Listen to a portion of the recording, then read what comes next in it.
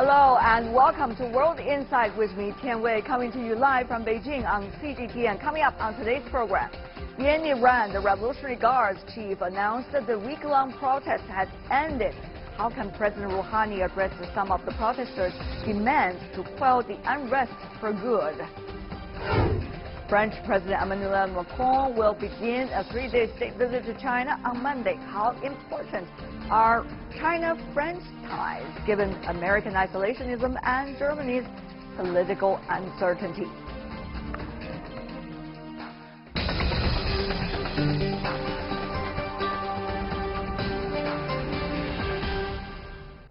We begin today's program in Iran, where the Revolutionary Guard's chief has announced that the end of the sedition after days of deadly protests erupted across the country.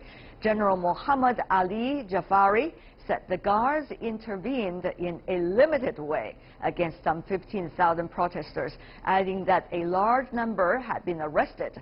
Beginning last Thursday, demonstrators took to the streets to protest high living costs.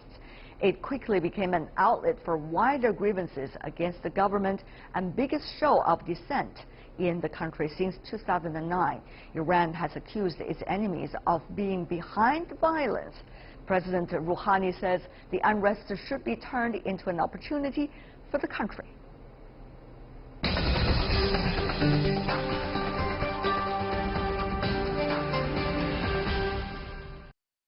So could the protests in Iran fizzle out or snowball? For answers, let's turn to our panelists. Joining us here in Beijing, we have Mr. Li Guofu, who is the director of the Center for Middle East Studies at the China Institute of International Studies. And joining us in Tehran, Iran, we invited Mohammad Marandi, a professor and the dean of the World Faculty of the University of Tehran. Joining us in Boston, in the United States, Jim Walsh, a senior research associate of the Security Studies program of the Massachusetts Institute of Technology. Gentlemen, I want to welcome all of you once again. Happy New Year. But we are focusing on something quite serious already at the very beginning of this year. Professor Marandi, since you're in Tehran, how would you describe the latest development when it comes to the size and the scale of the protest and the standoff between the government and the protesters?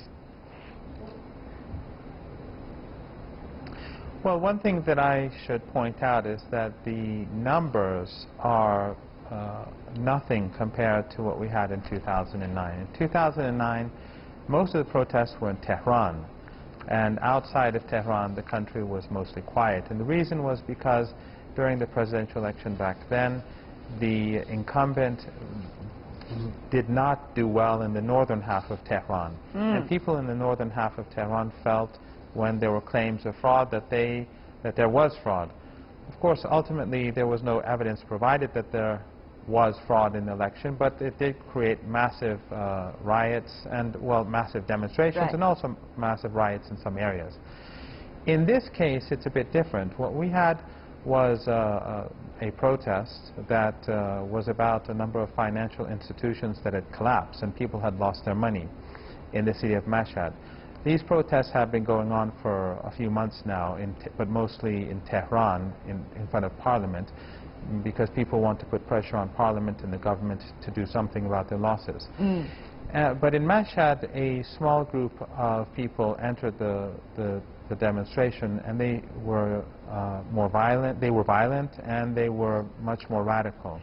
The protest was sort of divided between this majority that was non-violent and a small minority that was violent. Professor, let me ask you, what exactly is the current stage? How would you describe the current stage standoff between the government and the protesters? Very briefly, sir. Well, the peaceful protesters actually stopped protesting after a couple of days, because on the second day, there were a number of violent protests or riots that were taking place in different towns and cities across the country. Unlike in 2009, Tehran, there was almost nothing in the city of Tehran. Tehran has been quiet except for a very small protest on the second day. But these small riots that have been in different parts of the country, they've been very violent. They've attacked police stations, they've attacked fire departments, they commandeered a fire truck and pushed it down a hill, killing a family that was crushed in a car. And unfortunately, social media apps were being used, and groups outside the country, based in Europe and the United States, were basically telling these people where to attack, who to attack. They were training them how to use Molotov cocktails. And this is somewhat ironic because they're doing this from Western countries, whereas in 2009, during the London riots, when there were riots in London, the British Prime Minister was about to shut down social media. When you said that, sir, Jim Walsh, our American panelist, already coughing. Obviously, he does not agree with exactly what you said. And so-called infiltration coming from, quote, the West. I do disagree with my good friend Professor Morandi in this sense. He is correct to say that these protests are different than the 2009. They're smaller. He is correct about that. They're not really taking place in Tehran. They're taking place in the rural areas and in the smaller cities that traditionally have been the backbone of support for the government. So that's very different, and I agree. I think, though, that there's a tendency for some in Iran to downplay or you know, sort of write off as an excuse that protests happen because of outsiders. I think this caught everyone by surprise, and so it would be hard for the West to have organized this since they were caught by surprise. I think the reporting is that in Mashhad, the early protest was actually organized by a Rouhani opponent, his electoral opponent, and then they sort of lost control of it. Now, my own view is that they will, there's no organization here, there's no leadership, there's no program, also very different from 2009. So I don't think that they're going to continue and grow. I think they will dissipate. But if the government ignores this and tries to solely blame it on outsiders, then they're making a big mistake that will only harm them. This is a chance for them to sort of take the measure of things and wonder about the direction they're going in. If we're talking about the domestic discontent, Professor Morandi, very briefly, if you can, help us to understand whether the policies, the economic policies, and also the political competitions going on in the country, even if this demonstration wears off eventually, will those problems be resolved? It seems that is a big question. Professor Morandi. Yes, well, as I was saying, and this is something that is widely debated in Iran, that there are economic grievances, and I said that the peaceful demonstration was held by ordinary people. I don't believe in the conspiracy theories that they were held by the opponents of President Rouhani or otherwise. Nothing has been proven about that. These demonstrations have been going on for quite a while now, ever since these financial institutions have collapsed. But what is different is that, and by the way, the grievances are, as I said, not only these financial institutions, but also there's the issue of the drought. There's a big drought going on right now, unlike in the United States where there's a lot of snow.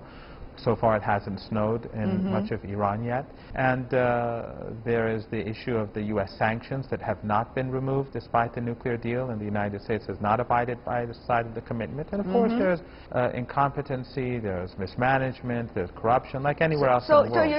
So do you think this will be a wake-up call for the current administration to look at issues around and say, you know, this is really the time, let's figure out the solution. Otherwise, the governance may not be stable anymore. Professor Morandi. I understand it's very difficult to talk about this from Iran, but I really appreciate it, sir, for helping us to understand what is going on. No, actually, these are open debates. This is exactly the point I'm trying to make, that Iran is very different from the narrative that we usually get in the Western media. These are all being discussed day and night in Iran, criticizing the government about liberal economic policies, the pace of reform. The people the government wants to remove subsidies. Many people want to slow that down, and these are debates that are going on. However, And of course, but we have to keep in mind that President Rouhani has just been re-elected. He does have a popular mandate. He does have, but do you think that these messages have been picked up by the elites, and particularly in the administration, and the people surrounding the administration? And do you see, do you notice any sign that things can be handled and solutions are being sought or being talked about now? Professor Morandi, very briefly. Yes, I think right now in Parliament this is being discussed to slow down the pace of the subsidy removals and also to broaden the net for those who are more vulnerable. I also think that there are serious discussions about the amount of imports and tariffs and protection of local production. I see. But there are some problems that simply can't easily be solved. One is the sanctions, and the second, which should have been removed by the United States, and the second is the drought. But I do have to stress that there is U.S. involvement and Western involvement in this. Okay. These social media apps are being used by groups in Europe and the United States, especially the Mujahideen Khalq terrorist organization, which in the 1980s carried out hundreds of bomb attacks, killed thousands of Iranians, and then they went to Iraq and fought for Saddam Hussein against Iran. They have their offices in Europe and the United States, and they are very openly calling on their supporters to attack public facilities, and they attack police stations, killing police officers. As I said, they So what's your point? Your point is there's Western involvement, but you also said there are also terrorist groups. Are they really linked to one another? Is that what you're suggesting? Exactly. Yes, the Mujahideen Khalq terrorist organization, which just one instance was a bomb that blew up very near my own home, killing 4 people. They are allowed to operate in the United States and Europe. Okay. They have their central office in Paris. Okay, let's go to Mr. Just Walsh. one sentence. Let's go to Mr. Walsh to respond. Let's go to Mr. Walsh. You already got your accusations going on. Mr. Walsh, you want to respond to this? Okay. Well, I think a lot of things that Professor Morandi says are true. I think it is true that the West provides a very simplistic picture of what happens in domestic politics in Iran. I do think that there's debate and competition and factionalism and argument. I think that's all right. The MEK, you know, to sort of allege that the U.S. directly, the U.S. government is involved in the MEK, I'd like to see the evidence for that. Just because they have an office in a country doesn't mean the government is supporting them. I don't think the MEK is very popular in Iran. You know, if that's there's no way that they're going to accomplish anything. They're hated in Iran, given their history, and rightly so. I think this is really minor stuff that detracts from the larger story. The larger story, obviously, is economic grievances. And as President Rouhani has said and affirmed, the Iranian people do have a right to peaceful protest, and I do condemn those violent protests, those people who attacked the police station. But I do want to say it's a little more than what Professor Morandi said. So about we seem to have come to an agreement, at least about one thing. That is, we got 2 issues going on. One is the issue about the economy. Both of you recognize it, whether from Iran and also from outside. The other thing is, there is a debate about whether outside forces is being involved and to what degree is being involved in so-called infiltrate the security situation in Iran. Let me go to you, Mr. Li. You've been attentively listening to your 2 colleagues about the economic situation. Let's handle it first. I think, you know, generally speaking, and last year, Iranian economy has done quite well. The GDP was about, you know, 6% growth. And, you know, the inflation has dropped single digit. But, you know, the problem here is, you know, the ordinary people, they have a very high expectations when the Iran struck the deal in 2015. And the Rouhani governments promised people that, you know, because of the deal, they would bring a much better life. But the reality is, you know, the people did not find their daily life has been improved. The deal you're talking about, of course, is a nuclear deal between Iran and the so-called West, the world. The 6 world powers. The other problem is unemployment. I think this is another very important issue, and also one of the causes for, you know, the protests. We should remember that, you know, more than half of the population are Okay. under the 35.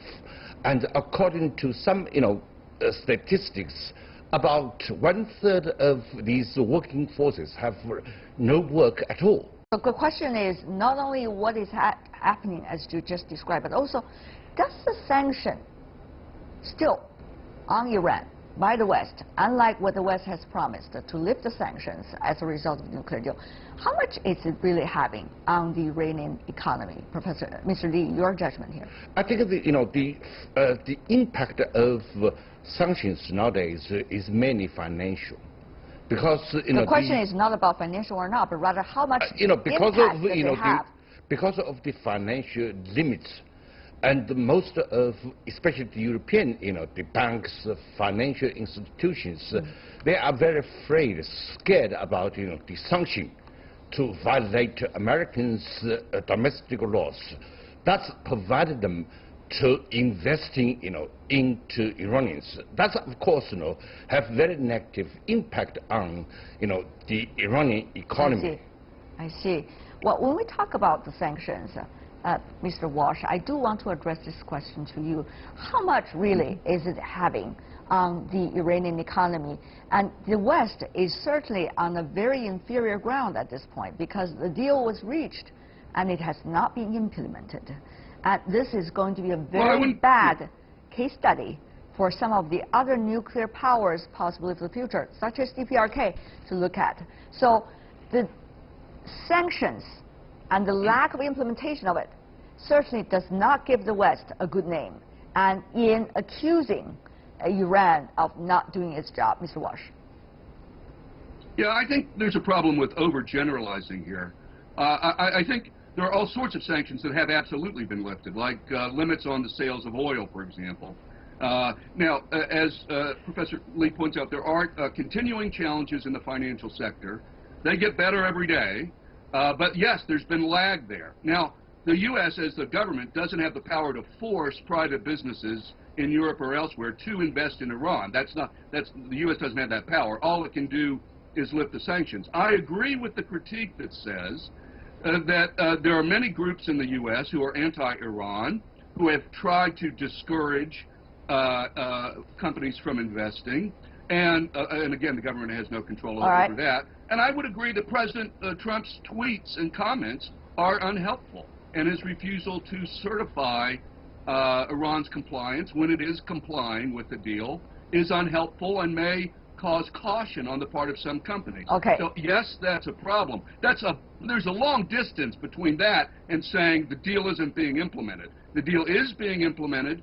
Iran's economy is growing. It has more access to financial institutions in Europe than it did. It's just that it's moving slowly. Professor Morandi, you want to respond to this, but also briefly, please.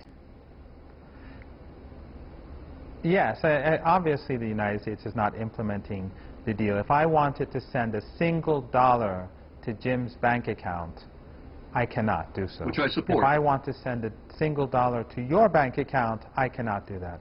And this is a clear violation of the deal, and the United States has been making sure that the deal is not completely implemented.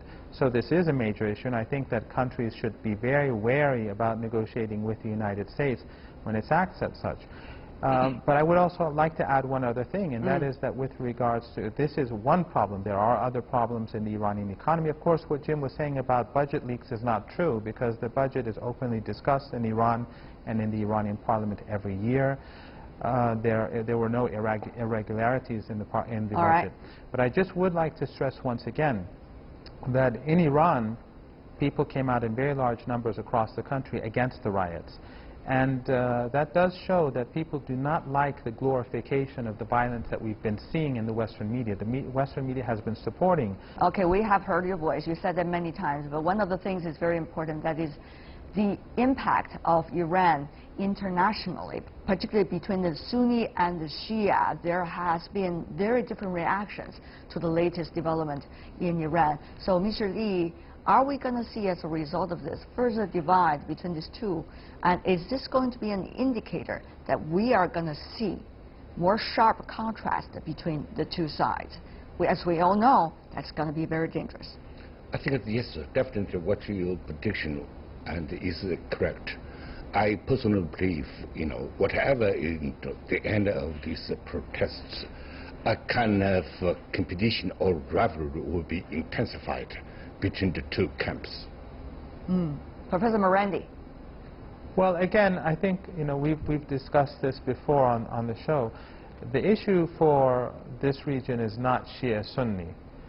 The issue is basically that the Saudi government has been supporting Wahhabism and Wahhabi extremism, ISIS, Al-Qaeda, Boko Haram. All of these are linked to this country.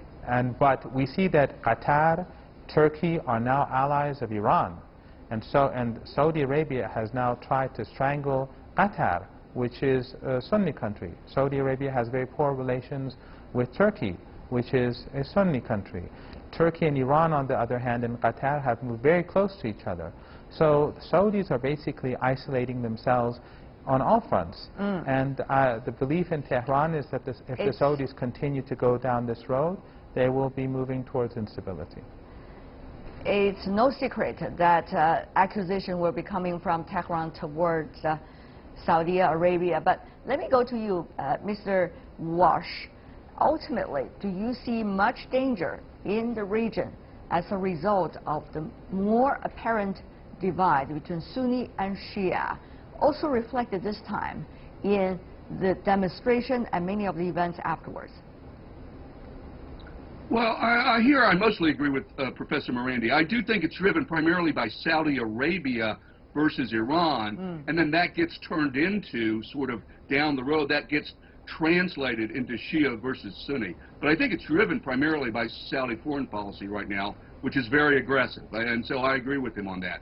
I think it will be hard for Saudi Arabia or other outsiders to take advantage of domestic grievances in Iran. I think that, they don't have a lot of legitimacy in the Iranian domestic politics. But if Iranian leaders believe their own rhetoric and say this is all a result of plots by outsiders and foreigners, if they actually believe that and act on that rather than dealing with the actual cause, well, they haven't said that could lead to a series of, I know, I'm not talking about you, Professor Morandi, I'm saying the leadership. If they... No, I mean, the leaders haven't said that either. An intensification, if I could just finish, please. That could lead to an intensification, but I don't think that that's what, I think these are mostly separate things going on, mostly separate. All right. And Mr. Lee, final words? I think, I personally believe that, the protest has lasted about a week, so it may come to the end very soon. Well, we'll see what's happened next. Thank you so much, Li Guofu, Mohammed Morandi, Jim Wash. Really appreciate, gentlemen, for being with us. Thank you so much, the three of you. Stay with us on World Insight with me, Tian Wei. Still to come on our program, French President Emmanuel Macron will begin a 3-day state visit to China on Monday. How can China and France tackle anti-globalization sentiment elsewhere in the world?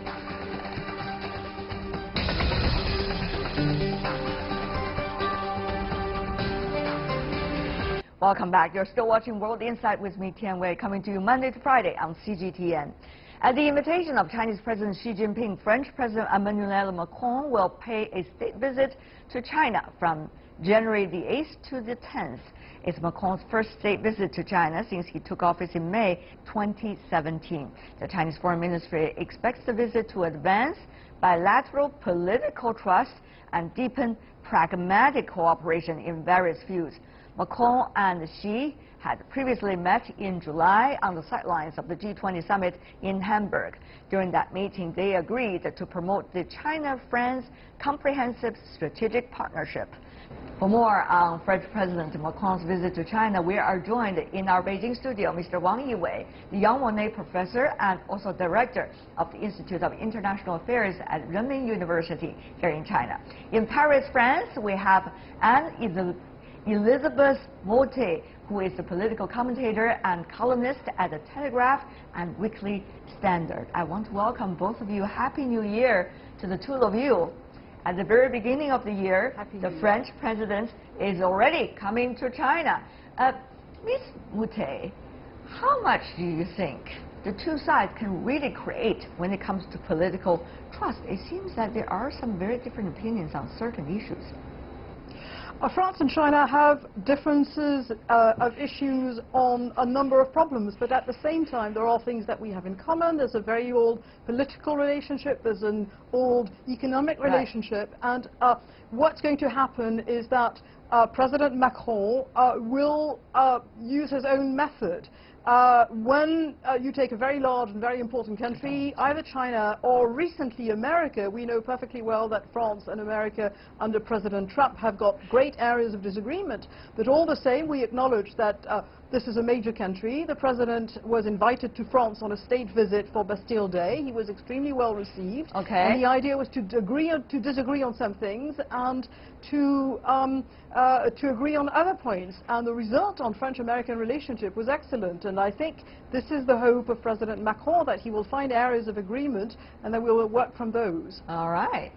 Professor Wang, do you agree that China is expecting France to walk a tightrope between the United States and China? Well, there's a saying that France is the Western China and China is the Eastern France. Actually, there are many similarities in the long history. We're very proud of the culture and the language and even cuisine. But under the current international system, I think the China and the France, of course, I mean, the support of the United Nations system, multipolar world. United States now is not the traditional during the anti-Iraqi war period that for unilateralism. United States now is the so-called the American first. So in this regard, and China, France should work together to support the United Nations system. So when you want to seek a partner to work for so-called the world order, you probably want to have a very strong partner to work with. Is France in that position? Particularly after the stand of the German chancellors have the new government, I think France has more hope in this regard. Ms. Mute, what do you make of Chinese guest assessment of where France is when it comes to its role in Europe and possibly the role it could play with China internationally? In some ways, this is the best possible moment to talk to France, because as the professor just said, Germany right now is busy with creating a political coalition. Britain is entirely busy with Brexit. And the other countries in Europe have all different problems, and many of them are looking inward and are electing populist governments. So really, the country that has historically, from the foundation, an important role in Europe, in which right now is assuming the leadership of Europe, is France, and Macron is certainly playing it that way. I think it's a very conscious attitude. And at the same time, you're taking on somebody who, first of all, believes in the European idea. Actually, he campaigned on it, which is very rare in France. This is somebody who has, as we just stated, good relationships with America and with the rest of the world. And this is also somebody who's got enough culture that he understands historically what can be achieved in Asia and in the world by China. And there are several instances. One of them is climate change. The other one is handling the Korean crisis, in which President Macron believes that France should work hand in hand with China.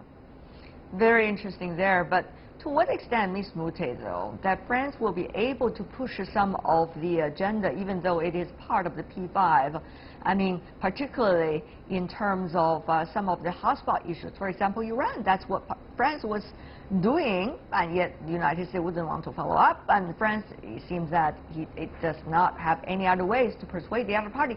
So, to what extent, Ms. Mute, France can play the role it aspires to play? Once again, Ms. Mute. Well, France is a member of the Security Council. So it already has got a very important diplomatic role within the UN and worldwide. That's one thing. And the other thing is, right now, the situation in Europe is such that the leadership of Europe is more or less happy to defer to France, because President Macron is acceptable to a majority of people. And there are leaders who are so controversial that there's no way that they can represent Europe and be accepted by European peoples and be accepted abroad. But Macron has come out. He is young. He has an obvious success. He was elected with almost 70% of the vote against Marine Le Pen less than a year ago. And this is somebody who's got a very well thought out foreign diplomacy program. So in many ways, we're still talking about the fifth economy in the world. We're still talking about a country that's a member of the Security Council. There's no reason why France would not be the probable and the possible partner at a moment when partnership is necessary, at a moment when there are so many dangers in the world that it's not a question of being sniffy about partnerships. It's more a question of saying, here is a place where I can get some support. Now is the time to take it. Right. Professor Wang, this is the ultimate question facing China, too. I mean, to what extent China will be able to push forward some of the agendas, as the Chinese president said in his New Year address, to support the international system, the UN system. But how much can China carry in order to make sure it is going to be done? That is a question facing China, too. Professor Wang. Well, France in the history that always taken a leading role in recognizing and building diplomatic relations with the People's Republic of China. And I hope that this time President Macron's visit to China also will take a leading role in cooperating with China under the Belt and Road Initiative, support the United Nations systems, and to solve the many hotspots, security challenges, economic challenges, I think, including global governance. I think China also is ready to, I think, to negotiate with France about the bit more strong economic linkage and access more to the Chinese market, and also push forward the negotiation, the bilateral investment treaty with European Union. After the Brexit, I think the France position definitely increased rapidly because of the only permanent member of the United Nations Security Council and the only nuclear power in the European Union in the future. Right. I think the French influence in Africa, in Mediterranean Sea area, I think they always pay high attention by Chinese government. So the Build the Belt and Road Initiative, I think we should work together with France to discover the third-party market. Ms. Mute, though, the Belt and Road Initiative is one suggestion put forward by China, yet it is about a partnership from all over the world to make better infrastructure and some of the other cooperations. It's about connectivity. But at this point, France is still not necessarily very clear when it comes to whether it wants to cooperate on the Belt and Road Initiative. Ms. Mute, do you think this time will make a difference? It's going to be interesting to see how the discussions go, and we would have to go in sort of intricate detail.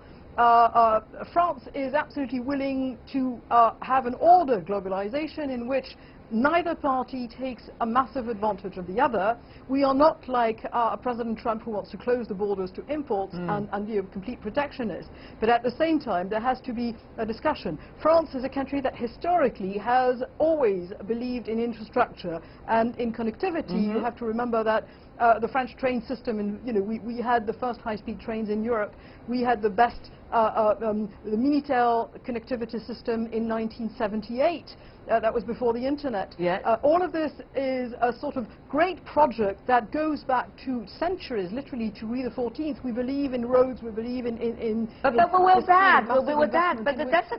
double sword. That could be double sword, Ms. Mute. Will that provide more incentive for France to work with the others on connectivity, for example, with China on Belt and Road, or will that limit France because it has its own beliefs, its own power, and its own ways of doing things, and therefore being excluded? I know that France, I can say that there are aspects on which France will not budge, and they have to do with what we call the cultural exception. But I don't think that is something that would be so much a problem with China. But in terms of connectivity, if we're talking about connected cities, China is a country that doesn't have Facebook, for instance. China is the country that does things completely its own way. China not prevent the citizens access to the internet. We have the more than 7.5 million netizens. China's digital economy, I think, is more than U.S., France, Germany, Italy plus together. So why saying that China is abolish the internet access? This is definitely unfair to say. With issues like this, there are different opinions. Will these different opinions prevent the two sides to go further into real pragmatic cooperation? For example, about connectivity on infrastructure. For example, about speed train. For example, about some of the other international issues in the region where France is. For example, in Europe, there are many other European countries participating in Belt and Road initiatives. Will France be part of it? Or actually, it is going to be a very different story. These are the important questions. That is why we asked about, at the very beginning, whether there is going to be any improvement of political trust between the two sides. Without that trust, anything can happen? I don't think anything can happen. Mr. Wang, go ahead. You said your things, and I'll have Ms. Mute to also respond to what you just said. Professor Wang, you go first. Very, very interesting question. I think the Belt and Road Initiative is about mutual connectivity. It's not just about the connectivity. So it's more focused on horizontal equal partnership. But the French system, like the railway system, like their colonial systems in France, in 24 African countries, very hierarchy. So there's competition, definitely. So China and France work together. We should bypass some obstacles. All right. Ms. Mute, please respond. I don't see. I mean, you do things your way, and it's perfectly normal. We do things our way. We have to meet in order to have international partnership. I don't think this is something that you can accuse the French of not doing, if only because building Europe in itself was not necessarily so easy as it looks today. And it looks today, and you have people who want to leave Europe. But I don't see that would be so much of a problem. And I suspect that there are coded words here in which transferring technology to the French must not be a one-way street. But apart from that, the idea that if there's any French president who's going to want to work, build from what we have positive, it is somebody like Emmanuel Macron. He is the ultimate pragmatist. He is somebody who believes in making things work because he believes that. There are also political issues that are away from that are going to open doors to, I think, economic collaboration, because I know that one of the issues that are going to be brought up in this meeting is the issue of North Korea. And there's a feeling in France that North Korea is now a very dangerous place, and China could pressure North Korea, and we would like that. Professor Wang, another probably divide of opinions about what to do with North Korea. China certainly talk about the double suspension, which is suspending the joint military exercise between the South Korea and the United States, so that there's also a suspension at the same time of the nuclear development in North Korea. We see some new developments. We talk about this in our programs over the past few days. But Professor Wang, this, rather than a common ground of the denuclearization of the Korean Peninsula, there might be differences also as to how to do that, Professor Wang, between China and France. And China and France and in general with the European Union, I think, do have common ground to safeguard the non-proliferation system. I think the United States only focus on the so-called North Korea threat to its homeland and its allies, even Guam. I think that France and European countries focus more on the United Nations system. In this regard, China and France should work more closely, not just blame China to let China to persuade North Korea, actually. The real problem is not between China and North Korea. It's the contradiction between North Korea and the United States. I see. So it's a French job to persuade the United States. Oh, really? Is it a French job to persuade the United States? Ms. Mute? There are ways in which we can persuade the United States. This may not be one of the, but the situation is that it would be naive to say that China has no influence in Southeast Asia. No, I don't say no influence, but it's not relying on Southeast China. Asia. And we worry. I don't think the French believe in any way, shape or form that the United States have a reasonable attitude to North Korea. But we also do not believe that North Korea has a reasonable attitude about anything. And there is sometimes a feeling, not necessarily, I don't know whether it is among the government, certainly among French political analysts, that China does not want refugees from North Korea going into China, and therefore they don't want regime change in North Korea. But the regime seems illogical and dangerous. You could call the American regime illogical and dangerous, but certainly you can also call the North Korean regime illogical and dangerous. All right. It's a question of taking your own responsibilities. Ladies and gentlemen, we talk a lot of issues, ranging from international hotspot to economy to cooperation about connectivity. Obviously, you have different opinions. So the question really is, this meeting could be about pragmatic results. It could also be one of those many that the two sides, both China and France, in the ever-changing world, trying to find its exact status and trying to find its exact role to play in the region and in the world. Before we go, I want to have final words from both of you. Will this meeting be able to help us and the two sides to figure that out? Ms. Mute, briefly. I think, yes, there is a chance, certainly, of understanding, of real understanding. I think there's a chance of going forward because for the first time you've got a president who's just turned 40, who believes in the future, who believes in technology, who believes in a multipolar world, and who is not encumbered by all political notions. All right. And so, in many ways, he recognizes the importance of China, and I think there's going to be an openness on this. Professor Wang, final words also briefly. Even we have many different understandings and different interests. I think we should focus on the future, focus on common ground.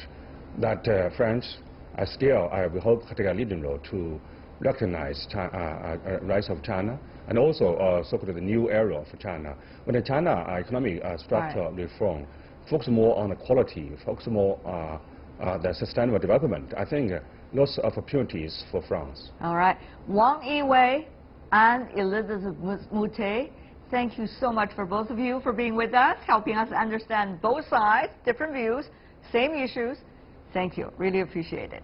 All the best. And that is all the time we have for today. If you'd like to see more, try to find us World Inside CGTN in your search engine or check out our YouTube channel. Also follow us on Twitter, Facebook, and Sina Weibo.